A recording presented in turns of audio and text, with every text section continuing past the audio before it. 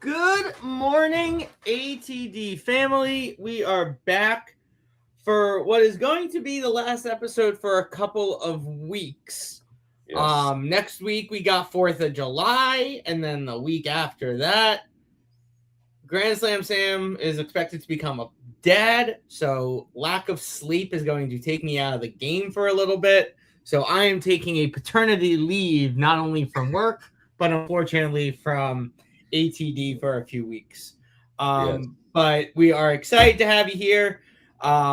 This is Grand Slam Sam. That's Baseball Bill. We're going to start this off as we always do. Baseball Bill, how are you doing on this Saturday morning? I'm doing great. I can't fix my background, so normally I'm in the clubhouse, but instead that's the door to my office, so it's not going to look awesome. But hey, I was gonna say the last couple of episodes we've had, you've been rocking in the new clubhouse for store sure. out there. Yeah, it's been awesome. But no, I'm actually pretty excited. I'm glad that we're going to bring another Dodger fan into the world. It's going to be awesome. You're not funny at all. What do you mean? What do you mean? We're not. Well, all right. Well, maybe a Phillies fan then. Ridiculous. Us Giants fans, we bond through pain. Yeah, much pain. Sam, let's get into the episode today. Since it's your last one for a couple of weeks, let's get into it.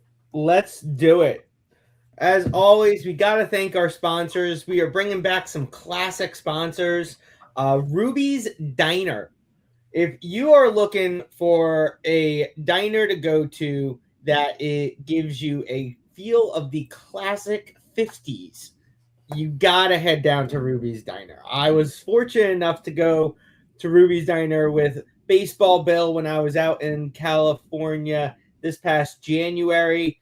Got myself some food, got myself a classic milkshake, and man, oh man, did it hit the spot. Bill, that was the day that we toured around doing food. I mean, it was awesome. Oh my God, it was such a great day. And let me tell you, you get to the Ruby's Diner, what is that? What highway is that we were on?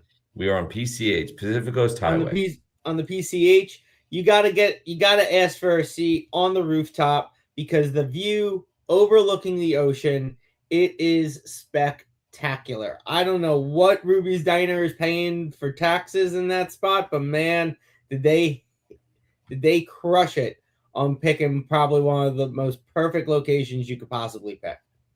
I agree. And then America runs on Dunkin', we run on Dunkin', ATD runs on Dunkin'. Bill, the specific Dunkin' franchise, though, that we're talking about, it's one down in SoCal, right? Inland Empire, yes, sir. Inland Empire. And I mean, last time I think they had like 7 locations. What are they up to now? Like 12, 13? I think they're up to 9. Okay. But we appreciate the Inland Empire's Dunkin' franchise for supporting ATD and TFR and allowing us to do what we like to do, and that's talk baseball. Bill, anything about these sponsors you want to call out? I mean, you know these guys personally. Nah, so Ned over at Ruby's, I mean, he's fantastic. In fact, huge Braves fan. I have chatted with him. Actually, I chatted with him this last week. And then of course, you know, we can't say enough good about Dunkin' and everything that they do. These guys are just amazing. We appreciate them. We think that they're amazing. So yeah, let's keep it rolling with these guys. Yes, 100%. So let's go into the standings. It's been like 2 weeks, I think. I feel like since we did this last. Yeah. So yeah. No, but even within the 2 weeks, besides some records, there hasn't been much change in the leaderboards. Things have pretty much stayed exactly where they were. Yankees took over the number 1 spot now, 48-33. Even with Aaron Judge out, these guys are playing pretty good baseball. Rays, though, trailing right behind them, riding their coattails. The Blue Jays, the shocker, I think, in that division, are really taking a nosedive, especially after what they did last year. making it all the way to the World Series. They're riding 39-43 with a 5-5 in their last 10. Orioles, though, are just a half a game behind them. And then the Red Sox, we will talk about them a little bit later in the episode, but trailing in that last spot. As we looked at the Central, the White Sox are still holding a game lead over the Guardians with 42-38 record over the Guardians' 42-40 record. Twins 39-44. They're no longer the Tiger. They're now the Tigers because I made sure I added the S back in there. 35-43, and the Royals 34-49. And looking at the West, you got, as we have said throughout this entire so far this season, the West is could be won with a sub 500 ERA at this point. Mariners are 42 record, not ERA. Record. Or record. Sorry, I'm exhausted as I'm preparing to become a father. Mariners are 42-41. Athletics and Rangers both 40-42. Astros 40-44, and the Angels are 34-49. So that division is just looking very odd. I'm not feeling confident of any team in that division. I'm not even confident that even if they were to, whatever team makes the postseason, if they're going to even get out of the wild card round. So it will be very interesting to see how this plays out. But Bill, looking at these standings, what are your thoughts? First and foremost, it's important to note this, and I've written about this in the clubhouse. It's important to note this, that you only have currently five teams out of 15 that are above 500 in this division. 5. That's it. I mean, in this league. So you got the Yankees, the Rays, the White Sox, the Guardians, and the Mariners. And if the Mariners had not won yesterday, they would be either 500 or below 500. If I'm looking at the American League, I just have one word to say: they're weak this year. I don't know why it is, but they're weak. Now they're going to kill the National League in the All-Star game. They always do. That's the way it rolls. But probably going to be able to congratulate the Angels. And we definitely, in a couple of weeks when we get back together, we'll definitely be able to congratulate the Angels, the Orioles, probably the Tigers, the Twins, maybe even the Astros and Red Sox on getting to 50. That's going to be awesome for them. It may be the wrong category, but hey, at least they're going to get to 50. We do have one team at 50 in the wrong category. And that'll be on the next slide. Well, yeah, I'm talking about the American League. Yeah. So anyways, so without my background, I seem a little lost right now, right? I'm not in the clubhouse, but like I said, this division is a very unique division. It's a very unique league. AL East is doing its thing. The Blue Jays, watch out for them. Watch out for what the Orioles will do. Red Sox are going to try it again next year. White Sox and Guardians, everybody pay attention to what the White Sox are doing and who they've brought up. I don't have anything to say about the West because I don't know what to say about the West. The Astros are making their move. They're still 4 games under 500. But what's insane is they're only a couple of games out of first place, which is crazy. So anyways, neither here nor there. Yeah,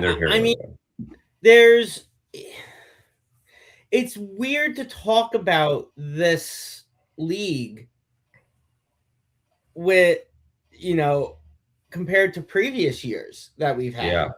Yeah. Because 100%. I look at where this league is and I'm just truly confused. I'm befuddled. I'm perplexed. I don't know what to say because, in all honesty, there is not a team in this league that right now I would even say is in close competition with any of the teams in the National League. Honestly, even the teams at the bottom of the National League, I could see them taking any of the 5 teams at the top of the American League for a ride in a 3-game set right now. Honestly. That's not me trying to be mean. That's just me being brutally honest. I feel like there is really nothing right now in the American League that's just driving me to feel like there's one team above another that could just wipe the floor with everyone. You know what I mean? 100%. 100%. And again, we'll talk about it. We'll talk about it later in the episode. The topic could have honestly been more teams on the American League side than I put. Yeah. But Bill has no idea what the topic is. So no, I have no idea what topic 2 is. And I'll be honest, one of the topics I sent to Sam has nothing to do. For those of you that are new to this show, I'm a Dodger fan. Top Fan Rivalry covers all 30 teams. Sam is a Giants fan. And I will tell you one of the topic that I chose had nothing to do with it being Giants. I'm legitimately interested in Sam's opinion on this. I know what I would have done, but I'm interested to see what Sam would have done. Yeah, I mean, we'll get there. But yeah, I don't know what to feel about the American League as a baseball fan. I mean, we always talk about it that, when the Yankees and the Red Sox are good, when the Dodgers and the Giants are good, when, you have the rivalries within the divisions that are good, like baseball is better. But this year, I mean, in the American League, there is nothing I can say that is good about any of the teams, any of the rivalries. It's just, I feel like a stale piece of bread watching the American League. I almost feel like, honestly, watching paint dry would be more entertaining than watching. I wouldn't go that far, but I mean, it's close. It's close. It's close. It is close. So in the clubhouse, in the actual physical store, I have 2 TVs, and every day I'll put on games as soon as they come on. Usually on Saturdays, the Blue Jays have early games. And when the Blue Jays have early games, I'll pump those on. It is interesting to watch some of these teams. Some of these teams are just not playing competitive games right now. Others are playing very competitive games, but just aren't getting the results that they're looking for. And that's honestly the thing, right? You can't. I had on a Mariners game the other day, and it very much felt blah. It did not feel exciting. Now, I've had a couple of A's games on this week. Those are fun to watch. I've had a couple of other, obviously the Yankees Red Sox were on yesterday. Congratulations for the fight. Don't know, what Will Warren did to this poor guy, but whatever, it was, it was good stuff. Contreras? Yeah, it was good stuff. I mean, he threw at him at him 3 times. Yeah. As long as he hits him once, you're good. So you didn't even hit him once. You got to walk. I know, but if you hit him once, then you're good. Then you know that you've done your job. If you're going to throw it 3 times. But I'll be honest with you, Sammy, the very best team to watch is the White Sox in this league. Outside of the Yankees are very fun to watch, but the White Sox, with that young group that they have, Braden Montgomery is going to be an all-star at some point. Pay attention to this cat. Like, he is going to be an all-star. You have Braden Montgomery. You have Colson, Montroth. You've got Kyle Teal. You've got a huge young core over there. So, not only did that trade for Crochet work out for the Red Sox, it's working out for the White Sox as well. Did it work out for the Red Sox? Hey, Garrett Crochet has been super good since he's been a Red Sox. So, yeah, I would say so. Yeah, but the record's not showing it. So, Yeah. Flip both coins. You got to flip the coin both ways. So, As we move on, Bill, take me to the National League. Okay, so you have the Braves doing their thing still, but heads up, look out. Somebody's got a cheesesteak in their hand and making a move. The Phillies are making a move, which makes your wife, I'm sure, super happy. The Marlins game was on the other night in the clubhouse. The Marlins are another competitive team. Nationals look pretty decent. The Mets are metting right now, and there's nothing else I can say about that. I feel bad for their fan base. They just get rid of their manager, which a lot of folks in Queens were looking forward to. A lot of them said, "Hey, it's not his fault." That Central Division is going to be a division to watch. Notice that 3 of the 4 teams are either at 500 or over 500. And then, of course, the West, the Dodgers got the best record of baseball. One team has hit 50. 2 teams have hit 50 in the right column. One team has hit 50 in the wrong column. The Rockies. But in the West, you got the Giants, you got the Padres trying to inch up their way. They have 6 more games in the next 9 days with the Dodgers, so they're trying to make their move. The Diamondbacks are kind of floundering a little bit. The Giants, Sam, I had 2 of the Giants games on since you and I last talked. Not quite sure what's going on up there. They seem somewhat competitive, but they also seem a little lost. And then the Rockies are building for 2037. So if you're a Rockies fan, don't worry. You guys are going to hit the playoffs 2037. So Sam, what tell me I'm wrong on this one, but no, I mean, let's flip the switch. Let's flip it on its head. As you just said, 5 out of the 15 teams in the American League are at or above 500. Where here we're looking at 3, 7, 11 teams are either at or above 500 in the National League. With one team being 500. With one team being 500. So you only have again, this will play into later on in the episode. Yeah. But yeah, I mean, Braves have been on a bit of a skid, but I wouldn't count that skid to be a long-term skid.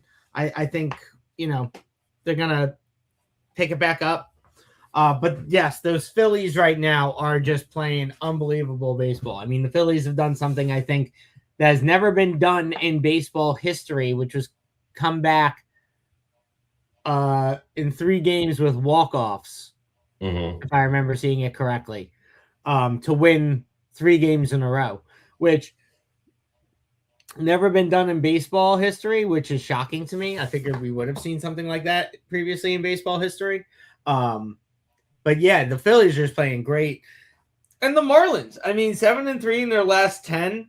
They're, a group that is just doing exceptionally well. Even the Nationals. I mean, yes, they're 1 game under 500, but this young Nationals team is just playing unreal baseball in that East Division.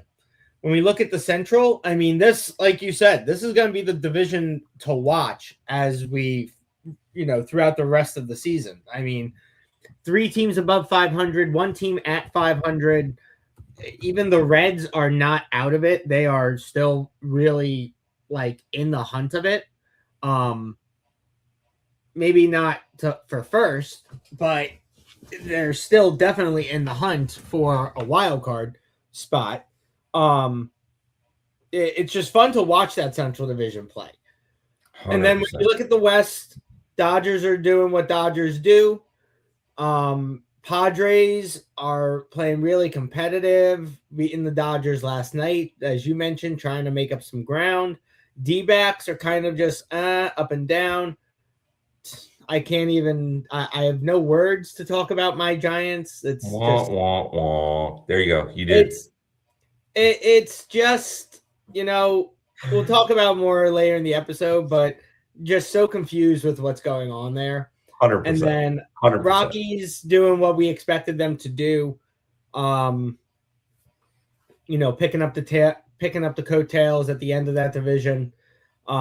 Just really, nothing surprising with that team, unfortunately. Yeah. Um, what is it that you think is making the National League more competitive than the American League this year?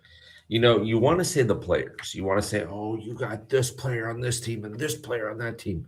It's not that. They're just playing good baseball.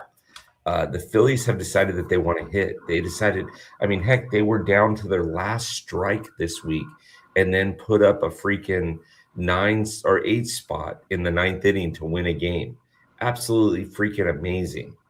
The Nationals are a young core. You're seeing a lot of these teams that have young cores play very, very well. And I know everybody says, oh, the Dodgers have, Shohei, Mookie, and Freddie, but they also have Alex Freeland. They also have Andy Paez.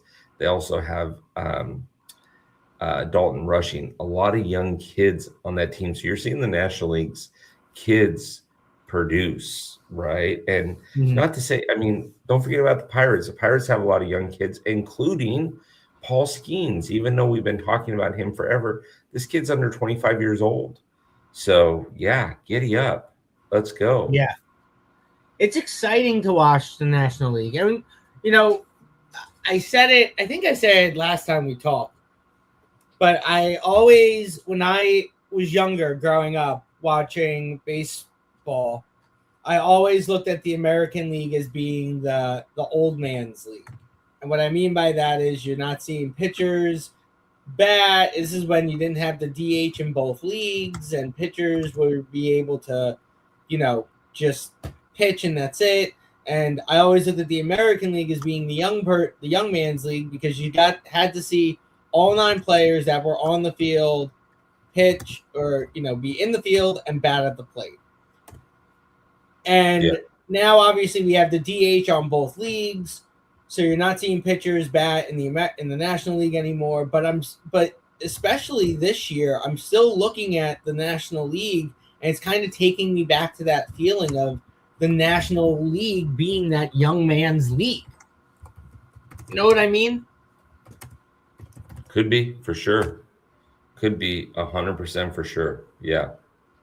So, really, really going to be interesting to see how these two teams lead up. Now, like you said, American League's probably going to whoop the National League in the All-Star game, although American League doesn't have Aaron Judge this year, so it'll be less homers. But it'll be interesting to watch. 100%. Want to thank our sponsors once again, Ruby's Diner out there on the PCH and the Inland Empire running on Dunkin' Donuts. Thanking them for doing what they do to support ATD and TFR so we can do what we like to do, and that's talk baseball. Let's get to the stolen base count leaders. Ooh, here we go. Yeah, I mean, here we go, but really nothing much to talk about. I mean, we are at today's date, so that date is incorrect. Last time we did this, it was the 6th, I believe, of June. So there is Sam's blunder for the day when it comes to the slide deck. No, the 13th of June was the last time we did this. But at the 13th of June, we were at 1,443 stolen bases. We're only at 1,676 stolen bases now. So we have seen a drop in stolen base count, expectations, to get us to where we initially thought we were going to be when stolen bases were riding high. Nazim Nunez is still crushing it on the base path, but Bobby Witt Jr. has really picked it up. Jazz Chisholm has made his appearance, and let's just give a quick shout out to Jose Ramirez, who is out on the IL, on the injury list, and still is tied for 3rd in stolen bases. Gotta give this guy a shout out, because I don't know what's happening, but everyone's like, let's just keep Jose Ramirez there. No one else steal. Let's just keep him floundering there, so he's still relevant and on the base path, even though he's not playing.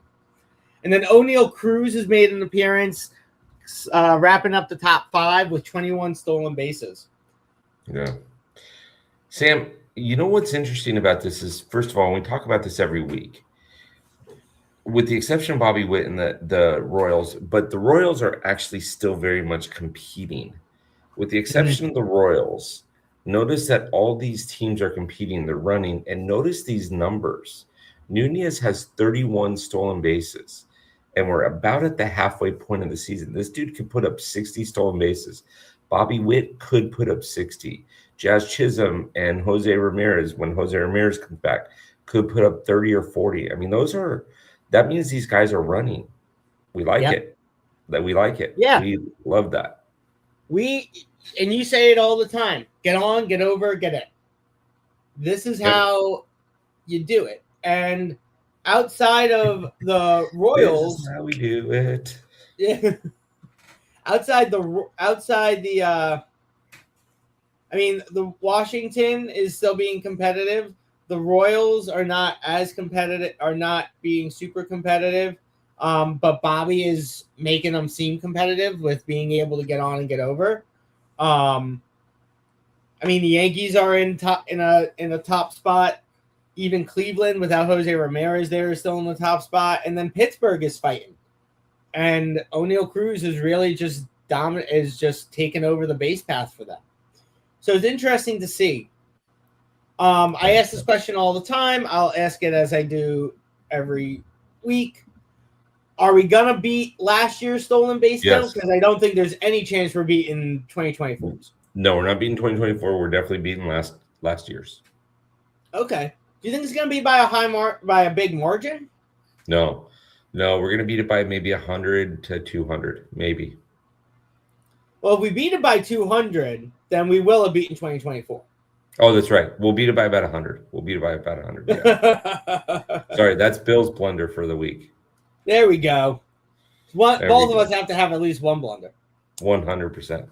As a Giants fan, we're just getting started, but you know what, for you, but as a Dodger fan, we don't make many mistakes. I'm just teasing. I'm just messing with you. All right. Home runs. Let's talk home runs. This one, I got the dates right on the home run count side. But we got to give it up for Schwarber. Man, this guy has been hitting Schwarbombs left and freaking right. He has just been unbelievable at the plate this year. And it has just been unreal to watch him, hit the ball at the plate. 29 home runs, leading all of Major League Baseball. You got Yordan Alvarez and Byron Buxton coming in second place with 25. Hunter Goodman for the Rockies, giving the Rockies a little bit of love with 22, tied with Ben Rice for 22 home runs.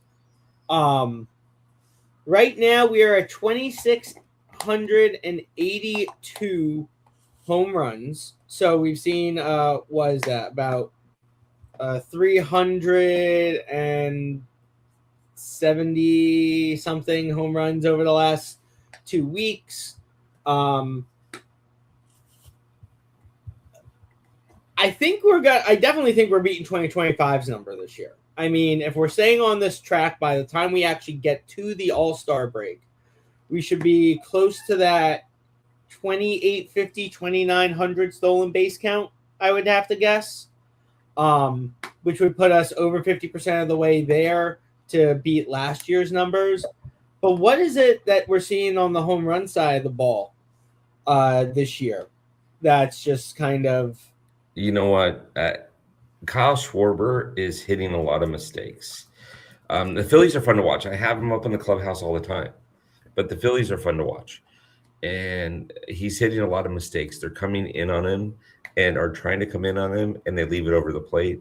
These guys are just really good. We're going to be talking about Ben Rice a lot over the next couple of years. I know we don't give him enough love, but we are going to be talking about him a lot over the next couple of years. And when Aaron gets healthy, he and Ben are going to be a pretty good dynamic duo there, right? Yeah. But it's, I mean, Hunter Goodman. This is great to be talking about the Rockies, but we're going to be talking about the Ben Rice and the Yankees quite a bit. Yeah, and I just want to put this into perspective with everyone watching. Right, Kyle Schwarber has 75 hits this season, 29 of which have been home runs.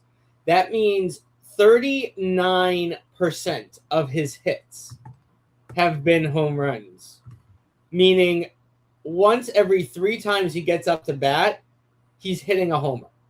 Okay. So that is something to brag about, and that's something to be concerned about all in the same time. That means he's just crushing the ball, right? Yeah. What that also means, though, is that means if it's not going out of the yard, it's not going anywhere. And that can be a little concerning, my friend, a little concerning. But what do I know, right? I just, I'm just talking baseball with you, Sammy. That's fair. I think it is concerning, but I also think if, he's on a pace, he's gotten into a rhythm. Yeah. And he is, he's got a 250, he's got a 256 batting average, 52 RBIs, 29 homers, again, 75 hits. I mean, he's just found a rhythm there. And I mean, we can attest in years past, he's been putting up Schwarber bombs, but he's had a sub 200 ERA. Batting average. Batting average. So it's just it's good to see him really hit that stride with his position as the DH, as the standard DH, and just really come into like a good flow with him at it. 100%. So 100%. Let's get to one of my favorite topics, our ABS Challenge leaders. Yeah. If you're new to this show, by the way, everybody, Sam loves to do this, and I love it too. Follow your team and see how they're doing on the ABS Challenge. Go ahead, Sammy. Take a look. Yes. When we look at the Twins, they are dominating, just absolutely dominating in challenges and winning. These guys, 127 challenges overturned in their favor, with 71 challenges overturned against them. I mean, that is an incredible split between the two. The next team that has the most challenges turned in their favor is got a 16 challenge deficit. The A's have 16 challenges, one less than the Twins for them.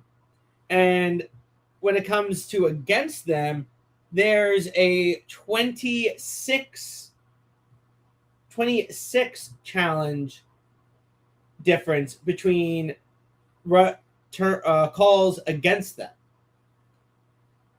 which is just insane. That's insane. Yankees are just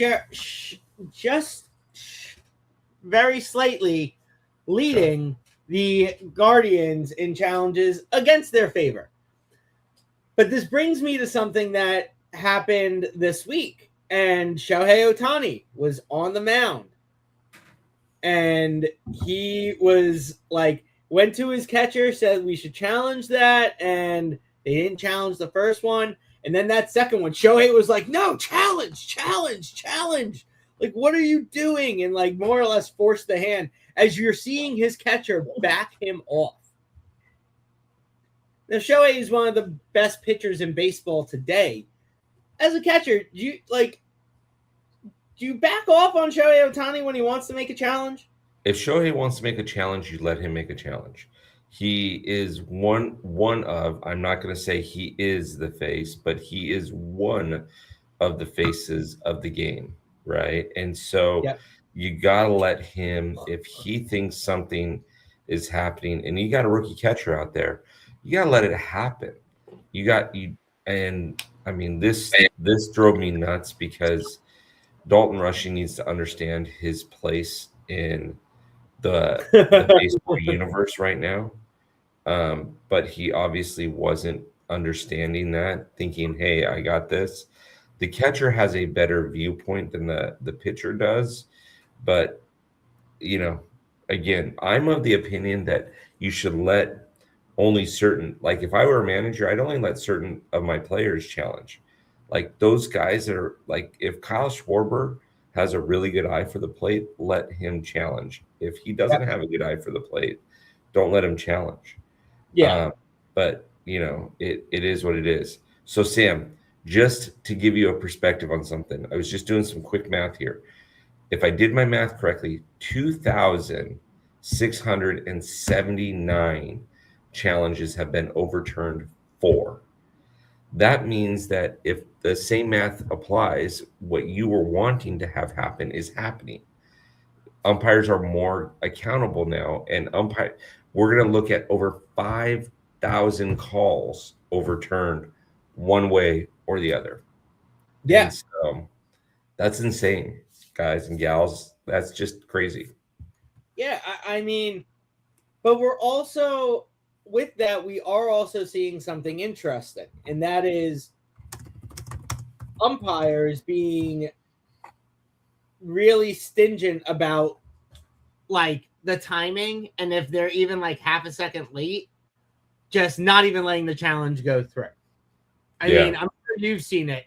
Like there have been players that, and it's difficult because it's like umpires are finding a way to get around it by delaying the call being made to avoid the challenge being made.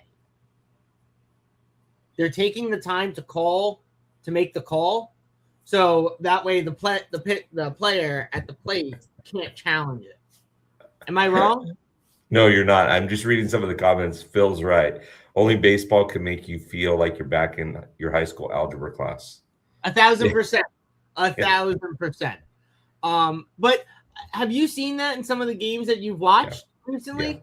Yeah. Like I'm seeing umpires delay making a call for 2 seconds, and then after making the call, the player going to challenge it, and the umpire saying like, "Nope, you didn't challenge it right away." Yeah, you didn't challenge it enough time. 100%. And I feel like that MLB is going to have to MLB is going to have to do something with the umpires, being like, you can't delay call, like, because eventually MLB is going to say, okay, umpires want to delay calling, making the call, and then penalizing the player to try to challenge it. Okay, fine. The player has within 2 seconds of the umpire making the call to challenge it. That's what they're going to say. And umpires are going to, like, they're going to eat their own words. So they're only putting themselves in more of a spotlight by doing this. Just Sam, saying. What do you think about this comment?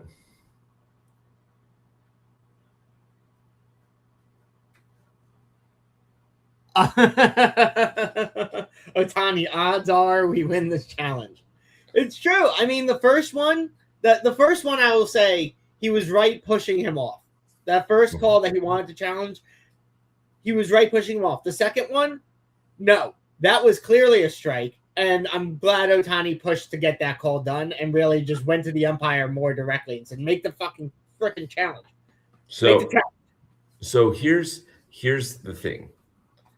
I'm going to include Aaron Judge in this and Shohei Ohtani, and that may be it.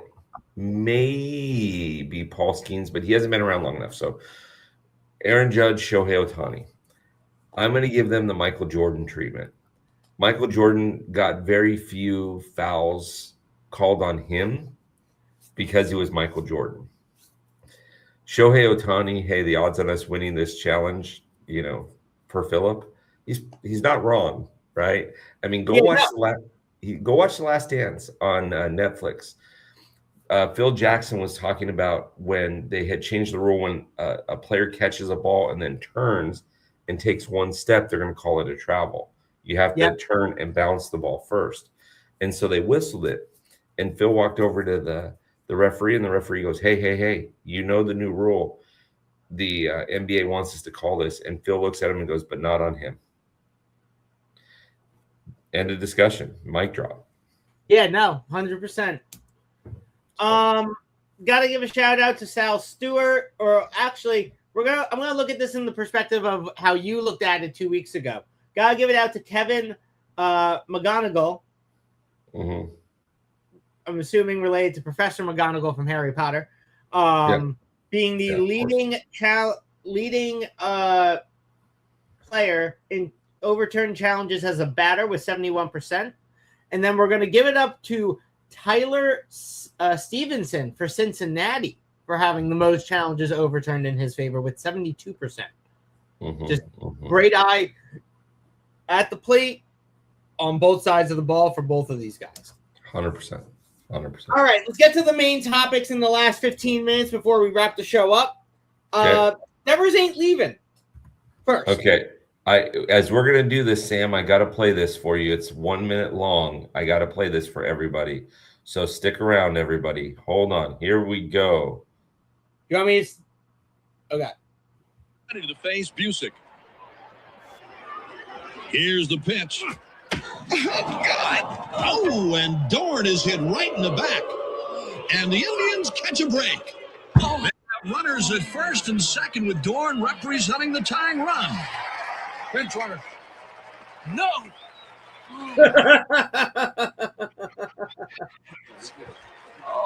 Markley, get in there and run for Dorn.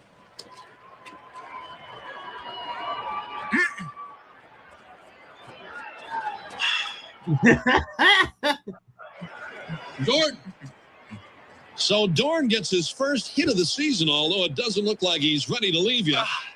Dorn. Taylor may have to call the cops out here. Dorn!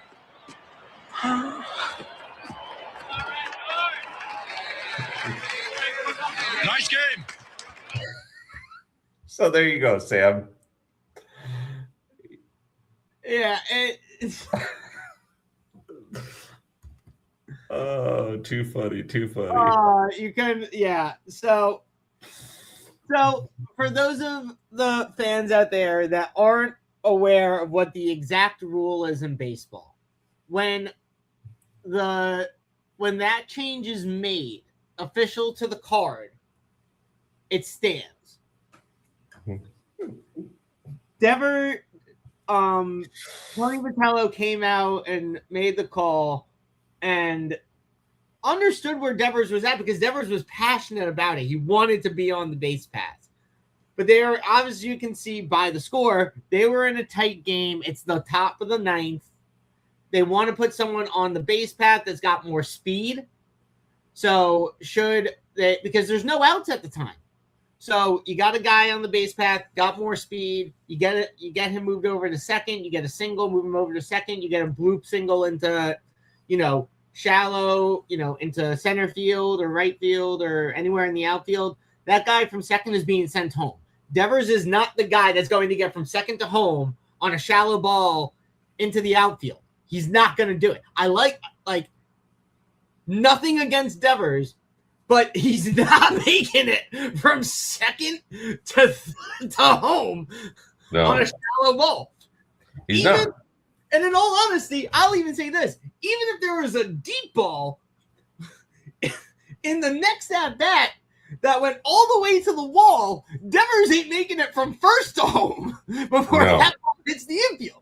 Exactly. Tony V's doing what he's supposed to do. He's putting himself in a position to win the game. But I actually saw this live, Sam, and I couldn't stop laughing because I thought of that Roger Dorn clip. Yeah. I'm like, Tony V's going to have to call the cops to get Devers off the base paths here. Yeah.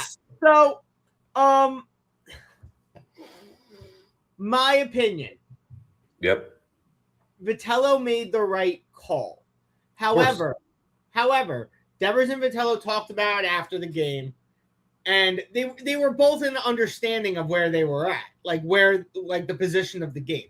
Devers is a passionate baseball player. He's always going to want to be the one that says, I got the hit. If I lose the game for whatever reason, I want it to be on me. I don't want my spoils to go to someone else to take the heat if we lose. Now, granted, they didn't win the game, but I get where Devers was coming from. Now, if there was no conversation before he went up to bat with Vitello and Devers didn't have a conversation before he got up to bat to say, hey, if you get on, we're going to pinch run for you. I think if he had that conversation, it would have been different. I think Devers was just more taken by surprise in this situation, but he also understood after the game where they were at and wanting to put speed on the plate, speed on the base pads over just letting him ride it with how close the game was. So I think Devers is absolutely in the wrong. 100%. Your manager is your manager. You are paid to play the game. He is paid to manage the game. He did the right thing. He put and you see the rookie's face. The rookie's like, what do I do? The freaking first base umpire had to jump in and say, all right, who's up? Like, who's going to be here? Which is embarrassing, which tells you. I think Vitello made the right call. And I will agree that in the moment, yes, Devers was wrong. Like trying to wave him off. 100%. 100%. But Devers, again, after the game, they talked and they worked through it and they came to the understanding of like where they were at. But again, I think it was just more if Devers had been made aware of it before he went up to bat, like, hey, this is going to be the game plan. You get on base, we're going to pin front for you to put speed on the plate. There wouldn't have been any of this, like, no, don't send him out here. So here's that's my feeling on it. Yeah, here's the thing. Here's what I would have done if I'm Buster Posey. Okay, because you got to play the long game. Baseball is a long game. Devers has another 6 or 7 years on his contract for 225 mil tickets. Devers is going to be in San Francisco a long time. This shows you the Red Sox, when they saw this, were probably jumping for joy, going, yep, there he is. There's Devers, right? So here's the thing. If I'm Buster Posey, I'm immediately on the phone when that game is over, calling that clubhouse and saying, hey, I know you guys are flying across country. When you land at SFO, you are coming directly to the stadium. You're coming directly to my office. And I'm going to sit him down as the GM, and I'm going to say, okay, or president of baseball operations, okay, I get the fact that you've been an all-star. I get the fact that you love this game. I get the fact that you're passionate. Here's what you're going to do.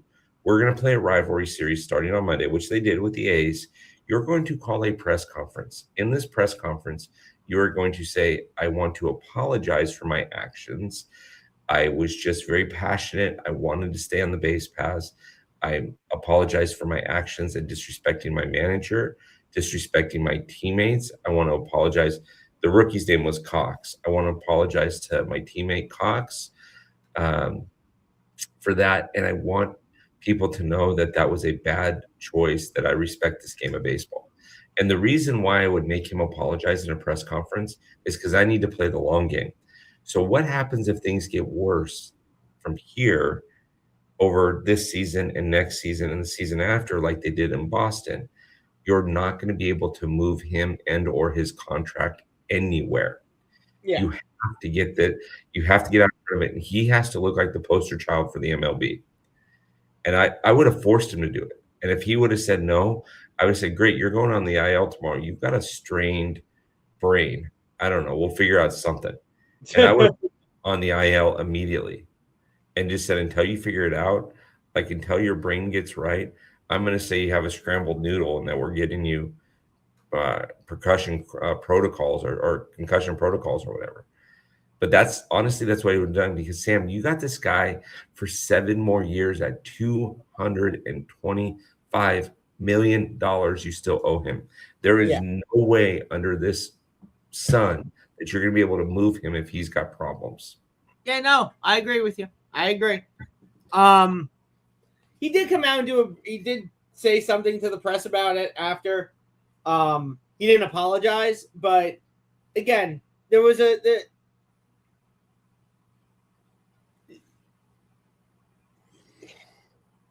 it's a he of the passion moment thing. He understood where they were at after Vitello and him talked. Again, my opinion is if Vitello had talked through the game plan with him of like, this is what I'm planning on doing should you get on base, like that read like hostage videos. Yes, 100%, Phil. Preach, Phil, preach. I agree. But again, I think I feel like if Vitello had this whole plan in mind of that's what he was going to do, I would have communicated it with Devers just to give him the heads up that this is what was going to come. So that way there wasn't any blindsiding, which is having the guy walk out of the dugout to take over his base. That's my opinion on it. 100%. I mean, again, but look, these guys are getting paid millions of dollars. They should at least be looped in on the game plan of what, like, the manager opponents to do once a guy gets on base, just so he's not blindsided by it. That's my opinion. Again, I get it. His job is to manage the game, and he made the right decision. But you can at least loop your player in so he's not like, why the heck is this guy coming out here? Like, well, and by the way, Rafi Devers is not known for his speed. And in all honesty, I looked up, I wish I could still find the stat, but I looked it up after I saw this. There was a stat that was posted by somebody, and it was through the MLB. Rafi Devers has one of the worst base running percentages in his entire career in baseball. So you're taking him off the base pass. Like you said, in order for him to score from first, the batter has to hit the ball out of the yard, because there ain't no way, even if the ball gets hit in the power alley and it ricochets off and the center fielder has to chase it a country mile, Rafi Devers is still going to get thrown out at home. So yeah. I think if he had to, I think if it bounced off the wall and then if it bounced off the wall and other players running this way and then the ball ricochets that way, no, then I'm going to say Rafi Devers is most likely making it home. But he's going to be winded by the time he gets there. Oh, he's going to stop for oxygen at third base, ask for the oxygen mask at third base before he goes home. Listen, Probably. He could be playing in Philadelphia, Sam, and he could hit it off that wall in left center field that bounces. It could carry him away from the center fielder, and the right fielder has to get it, and Rafi's still going to get thrown out by 3 feet at home. I mean, Alejandro Kirk and Rafi Devers are in a foot race at this point. So yeah. It was the right move to make. I just hate the disrespect for the game. And I don't care what sport it is, basketball, football, baseball, hockey, soccer, whatever. It doesn't matter. This was a disrespect for the game and for his manager. And like Philip said, statements are, they are what they are. Like, comes out to the press, hey, yeah, I just was having a rough day. No, apologize. Force him to call a press conference. Force him to ask or answer questions from the media. And I don't care if he can't speak very good English. Great, we'll get somebody to translate it from Spanish to English. No problem. Yeah. Anyways. Well, we really don't have time to talk about the last topic. But okay. I'm just going to bring it up real quick. Who's the best of the worst? Ooh, I like this topic. Sam. I like this topic. Who do you think? Give me two teams that are the best of the worst. I'm gonna say in the National League, it's it's the Reds, and in the American League, I'm going to say it's the Royals. Ooh, see, I would say in the National League, it's the Reds for sure, based on this criteria. In the American League, it's the Tigers. Okay. I was going to say the Tigers. I was torn between the Tigers and the Royals. But again, I'm breaking it into that division specifically. And I just think there's a little bit more youth on the Royals team than the Tigers, which is why I'm going to give the slight edge to the Royals, especially with what Bobby Witt Jr. is doing right now. But I think it honestly is like 51-49. It's like by a hair. It's not like either of those two teams couldn't be the best of the worst in their division. Now, out of respect, I'm going to take my hat off for this. What warms my heart the most is to see the best of the worst and see the Giants on here. I know. Warms my heart.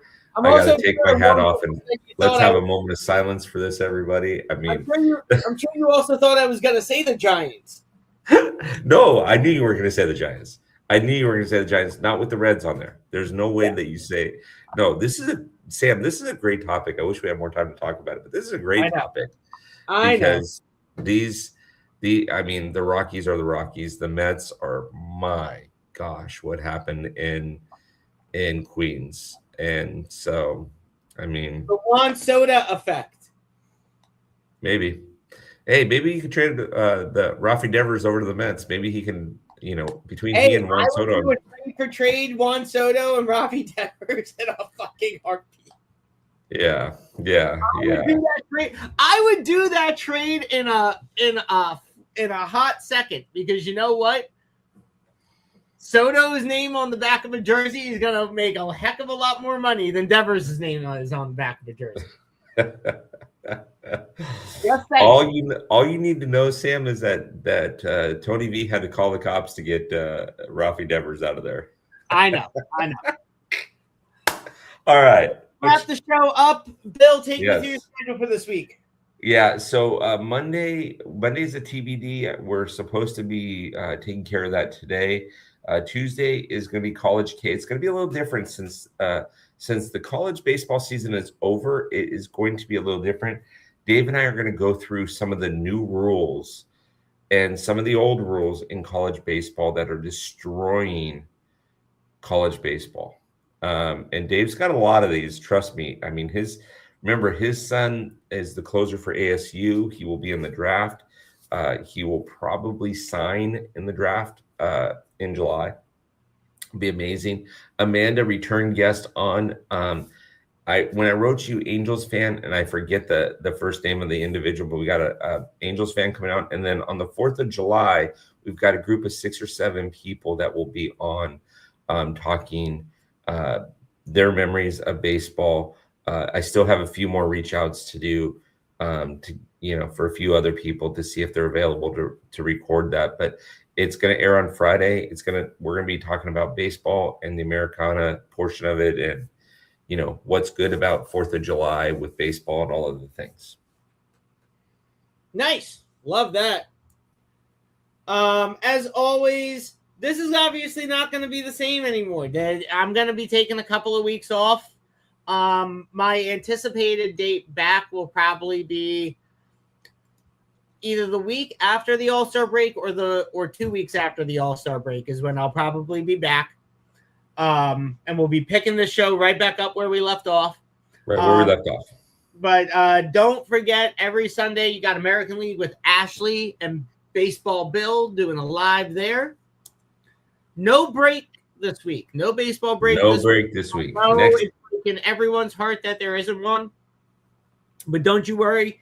There will be a break coming soon. So keep an eye out on TFR, Instagram, and everywhere else that you can catch them to see what the next break is going to be. But we want to finally, again, thank our sponsors, Ruby's Diner and the Dunkin' Donuts in the Inland Empire, for supporting ATD and TFR to let us do what we love to do. Also got to give a final shout out to our Top Fan Sports Clubhouse that you can get to and see Bill at every day. Baseball's all the time. Get some Mitchell and Ness merchandise. Hang out, talk baseball, have a good time. It's an awesome environment. Definitely ensure if you're in the Mission Viejo, I remembered this time. Mission Viejo area, you stop by the mall and you go to the clubhouse and say hi to Bill. But that's it, Bill. We made it through another one. That's it. And guys, Mitchell Ness, Roosevelt, Ren Spooner, if you're familiar with those brands, dugout mugs are in there. It's a great time. Don't forget to join the clubhouse. If you have not joined the clubhouse, it's free. You go to topfanrivalry.com. It is completely free. Back there are a lot of our rivalry talks. And back there are a lot of our rivalry talks. Not only our rivalry talks that are back there, which there was one with Sam and I back there. And that is also made its way back up to YouTube. But also back there is a bunch of articles that have been written by myself and others. So there's usually 3 to 4 articles a week that are up there. So enjoy that. Sam? Yes. Take it away. No, Bill, you got to close it out as we always do.